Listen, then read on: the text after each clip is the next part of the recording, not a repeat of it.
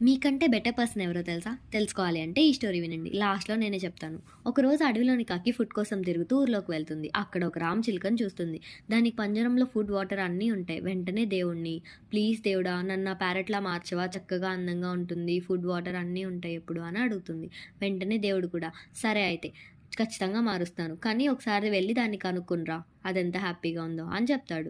దాన్ని అడిగితే, "అయ్యో! నాకసలు ఫ్రీడమే లేదు. వెళ్లి ఒకసారి నెమలిని అడుగు. దానికైతే అందము, ఫ్రీడమ్ 2 ఉన్నాయి" అని చెప్తుంది. సరే అని నెమలి దగ్గరికి వెళ్లి అడుగుతుంది. అది కూడా దాని బాధ చెప్పుకుంటుంది. "అయ్యో! అదెందుకు అడుగుతావులే. ఈ కల ఫెదర్స్ వల్ల అందరూ నా వెంట పడేవాళ్లే. అసలు వాటితో వాళ్ళకి ఉపయోగమే ఉండదు. కానీ తీసుకుని పోతూ ఉంటారు. ఎప్పుడూ భయపడుతూ బతకాలి" అని చెప్తుంది. "నేను రోజూ ఆ హంసను చూస్తున్నాను. ప్రశాంతంగా తిరుగుతూ ఉంటుంది. వెళ్లి దాన్నడుగు" అని చెప్తుంది. వెంటనే ఆ కాకి హంస దగ్గరికి వెళ్లి అడుగుతుంది. హంసేమో, "అయ్యో!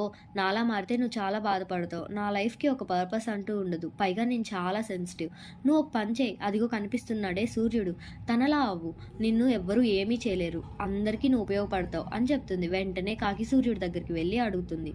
సూర్యుడేమో, "అవునవును, అదొక్కటే తక్కువ. ఎంత ఉపయోగపడినా కూడా ఈ మనుషులున్నారే, ఒక 2 డిగ్రీలు ఎక్కువ కాస్తే చాలు ఎలా తిట్టుకుంటారో తెలుసా" అని చెప్తుంది.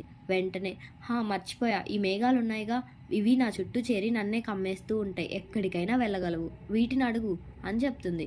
వెంటనే కాకి మేఘాన్ని కూడా అడుగుతుంది.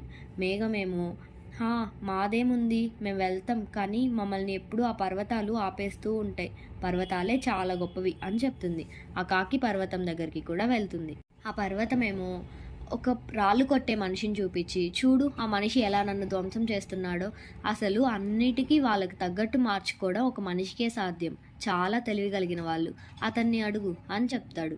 సరే అని కాకి చివరిగా ఆ మనిషి దగ్గరికి వెళ్ళి విషయం మొత్తం చెప్తుంది.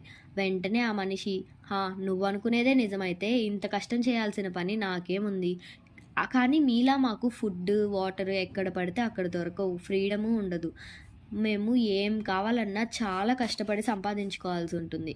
వెంటనే ఆ కాకి దేవుడితో, "ఓరి భగవంతుడా, ఇదంతా కాదు, నాదే తప్పు. వీళ్ళందరి జీవితాల కంటే నాదే చాలా బెటర్లే.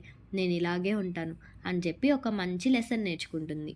మనం కూడా అంతే. పైకి ఎన్ని చూసి ఏమనుకున్నా ఎవరి ప్రాబ్లమ్స్ వాళ్ళకే తెలుసు. ఎప్పుడూ ఎవరితోనూ కంపేర్ చేసుకోవాల్సిన అవసరమే లేదు. ఎవరి యూనిక్‌నెస్ వాళ్ళకుంటుంది. మీకంటే సంతోషంగాను ఎవరు లేరు, బెస్ట్‌గాను ఎవరు లేరు. So, you are already doing your best. ఇలాంటి స్వీట్ కుట్టి స్టోరీస్ కోసం లైక్, షేర్, సబ్స్క్రైబ్ చేయొచ్చు కదా.